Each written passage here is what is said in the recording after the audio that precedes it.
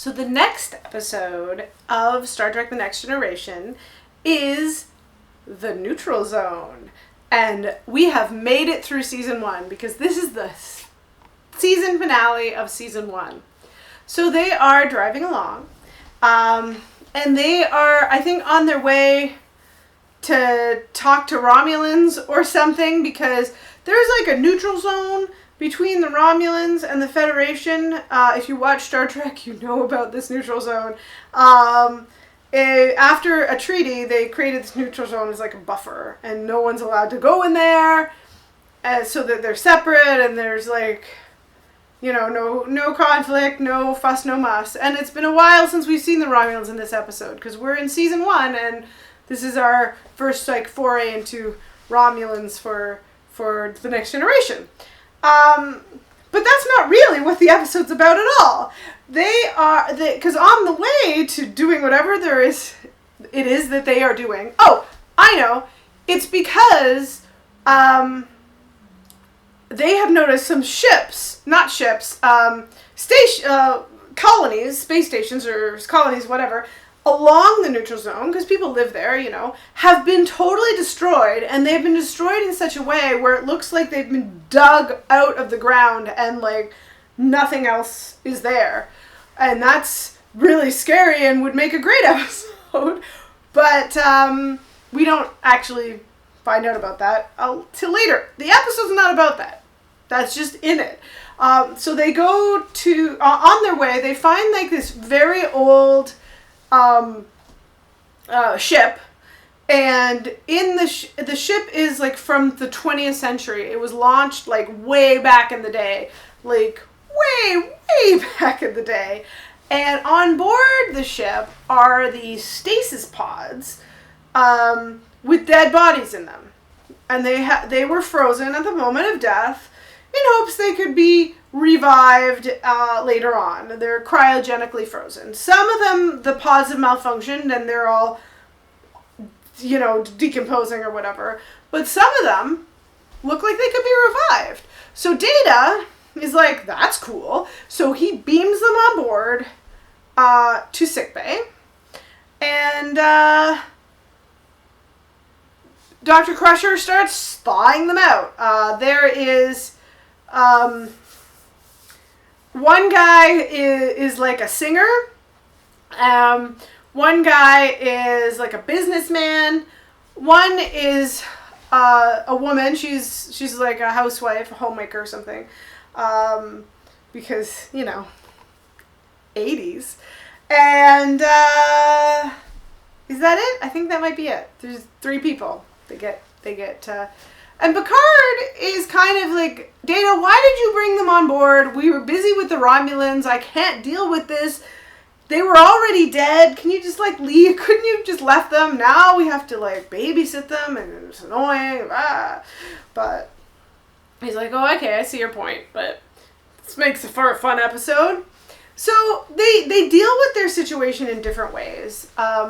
The homemaker, I wish I knew her name because I don't want to keep calling her homemaker. We'll call her Mommy. The Mommy, she is like very sad because everyone she knows is dead, and her kids have grown and died. So Counselor Troy helps her to like get over her feelings and shows her a picture of her like great grandson on Earth, who is like identical to her husband. He looks exactly like her husband, because that's not gonna be weird. So she's like, okay, at least I have family there and stuff.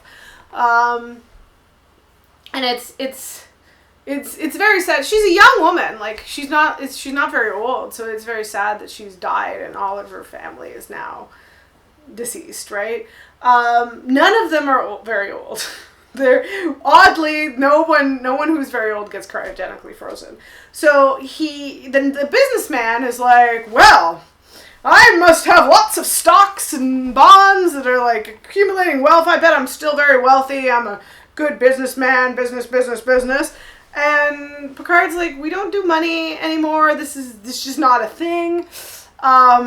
he's acting like it's a it's a cruise ship. He compares the Enterprise to a cruise ship, and Picard gets super annoyed.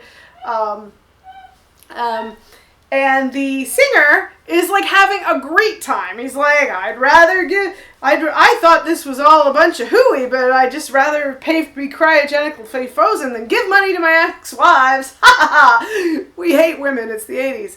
And they're like, and he's like, he's like ordering things from the replicator. He's like, wow, your replicator makes about the best martini I've ever had. And he's friends with Data now, and Data finds him very fascinating because Data's all like, humanity, interesting. So they're best buddies, and he gets the replicator to make him a guitar, and he plays the guitar. He's having a great time. This is how to do cryogenically frozen right. They finally get to the Romulan part of the show, and they're talking to a Romulan on the view screen, and businessman, who's not allowed on the bridge, comes to the bridge anyway and says, Captain Picard thinks he's too busy for me, I'm coming right to the bridge. And on the bridge he goes. And he's like, that guy's lying. He has no idea what you're talking about, and I know business because I'm a businessman and I can tell that guy's lying. He's like, yeah, thanks. We already have a Betazoid for that, but she's busy dealing with you guys, right? But it turns out businessman is right. The Romulans also have had this happen where when they were their ships, their colonies along the edge of the neutral zone have been like destroyed in the same way as the Federation colonies have been destroyed. And if you've watched later episodes, you know that this is how the Borg destroys things. But the Borg, we haven't seen the Borg yet, so we don't know this. And this mystery is never really resolved, at least not in this episode or even the following few episodes. So whatever happened to these colonies, it's just like what happens when you live out in space. Sometimes your colony gets ripped up by some unknown alien force. But the important thing is, it's not the Romulans' fault. So we don't have to go to war with Romulans today. And that is the end of the Neutral Zone. Bye!